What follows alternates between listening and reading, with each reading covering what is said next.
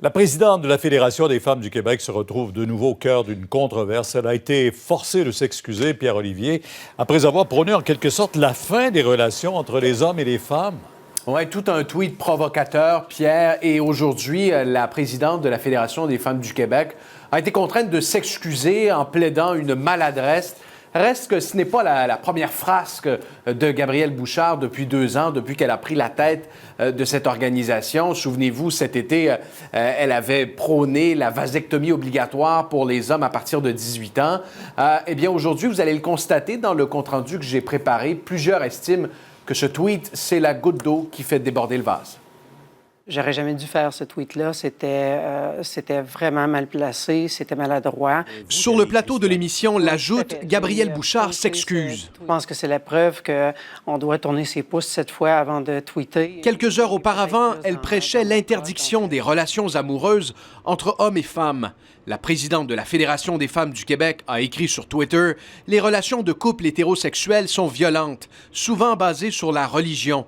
Il est peut-être temps d'avoir une conversation sur leur interdiction et abolition. » Utiliser un moyen aussi bizarre et provocateur, ça n'atteint pas du tout son objectif de parler des féminicides. Sur Twitter, la ministre responsable de la condition féminine qualifie les propos d'inacceptables. J'ai confiance que le ministre va voir que la Fédération a une importance au Québec. Pour sa part, Québec solidaire refuse de la condamner. Moi, je pense pas ça. Premièrement, je veux juste être très clair. Mais ce que je veux vous dire, c'est que dans la vie, il y a différentes tactiques, il y a différentes façons. En plus de prêcher l'abolition de l'hétérosexualité, la Fédération organisera en mars une activité où les femmes blanches seront interdites.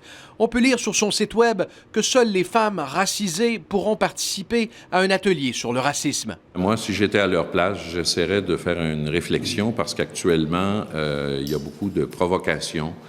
Plusieurs des interventions semblent pas être consensuelles du tout. Le chef par intérim du Parti québécois s'interroge sur Twitter. Le gouvernement du Québec finance-t-il toujours la Fédération des femmes du Québec? Eh bien, la réponse est oui. 120 000 de fonds publics chaque année. Mais voilà que le gouvernement Legault, aujourd'hui, a laissé entendre qu'il pourrait réévaluer cette aide financière dans la foulée de la plus récente controverse. Pierre-Olivier Zappa, TVA Nouvelles, à Québec.